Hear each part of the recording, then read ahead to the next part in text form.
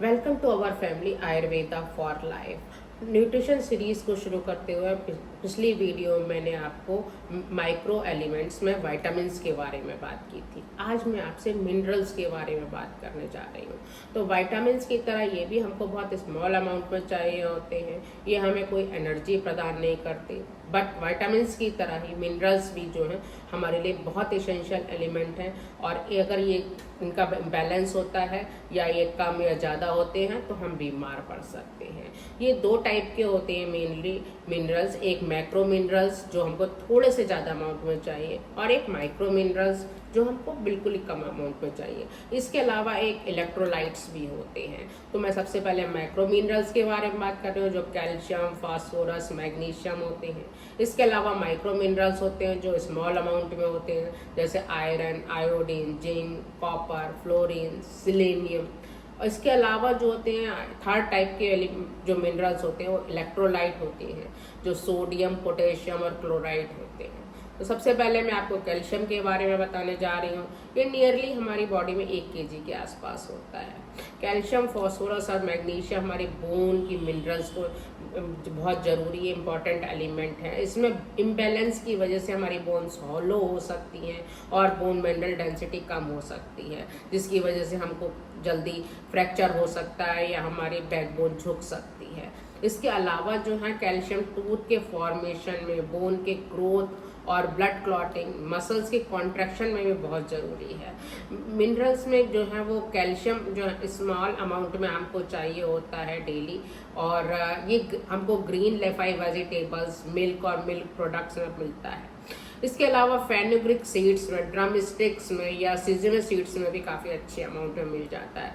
Ragi is the very good source of calcium. इसमें लेकिन हमारी जैसे जैसे एज बढ़ती जाती है कैल्शियम का एब्जॉर्प्शन कम होने लगता है, तब हमको कैल्शियम के सप्लीमेंट्स की भी ज़रूरत पड़ती है। इसके अलावा कुछ चीज़ें होती हैं जो कैल्शियम के एब्जॉर्प्शन में हिंड्रेंस डालती हैं, जैसे excess alcohol consumption, more caffeine intake, इसके अलावा more salt intake, smoking, sedentary lifestyle, stress, ये सभी जो है वो कैल्शियम के एब्जॉर्प्शन में हिंड्रेंस डालती हैं। तो आप इनसे थोड़ा सा दूर रखें और अपने कैल्शियम को, नहीं तो आपका एब्जॉर्प्शन आप लेंगे उसके बावजूद भी आपका एब्जॉर्प्शन प्रॉपर नहीं होगा। इसके अलावा फॉस्फोरस, मैग्नीशियम, ये भी बोन मिनरल का बहुत इंपॉर्टेंट पार्ट है। तो इसके भी जो है बहुत ज़्यादा हमको प्रॉपर अमाउंट में लेना ज़रूरी है। इसके अलावा फॉस्फोरस हमारे एनर्जी में जो एटीपी बनाने के लिए बहुत इंपॉर्टेंट रोल प्ले करता है। एसिड बेस बैलेंस के लिए रेगुलेशन में हमारी हेल्प करता है। ये होल व्हीट में मिल जाता है, ब्लैक ग्राम दाल में मिल जाता है, राजमा, सोयाबीन, मिल्क, एग और फिश भी जो हैं वो इसके काफ़ी अच्छे सोर्स हैं। इसके अलावा माइक्रो एलिमेंट में आयरन बहुत इंपॉर्टेंट मिनरल है। ये ऑक्सीजन को मतलब सप्लाई करता है और मतलब ये हीमोग्लोबिन का बहुत इंपॉर्टेंट पार्ट है और ये ऑक्सीजन को अपने साथ बाइंड करके टिश्यू तक पहुंचाता है। इसकी वजह से हमको, अगर हम इसमें की कमी होती है तो हमें एनीमिया हो जाता है। आयरन कॉपर के साथ मिलकर के न्यूट्रिएंट्स के ऑक्सीडेशन में बहुत ज़रूरी, कुछ एंजाइम्स के फॉर्मेशन में इम्पॉर्टेंट रोल प्ले करता है, जैसे साइटोक्रोम ऑक्सीडेज एंजाइम। इसके अलावा जो बीटा कैरोटीन हम लोग प्लांट प्रोडक्ट से लेते हैं, इसके साथ वो उसको विटामिन ए को कन्वर्ट करने के लिए बहुत ज़रूरी एंजाइम्स का जो होता है वो आयरन की इम्पॉर्टेंस होती है। इसके अलावा आयरन जो है वो 2 टाइप के होते हैं। एक नॉन वेज हमको सोर्स से मिलते हैं, वो हीम आयरन होता है जो हमको बहुत जल्दी एब्जॉर्ब हो जाता है, ये पर्टिकुलरली रेड मीट से मिलता है। इसके अलावा जो नॉन हीम आयरन होता है वो प्लांट बेस्ड होता है, वो सीरियल्स, मिल्क, सीरियल्स और बाजरा, रागी जैसे इस टाइप से मिलता है। इसके अलावा ग्रीन लीफाई वेजिटेबल्स से भी हमको आयरन अच्छे अमाउंट में मिल जाता है। करी लीव्स जो है वो बहुत अच्छा सोर्स है, वेगन सोर्स है पर्टिकुलरली आयरन के लिए। जो लोग नॉन वेज नहीं लेते हैं वो करी लीव्स अगर सुबह लेते हैं तो ये बहुत अच्छा रहता है उनके लिए।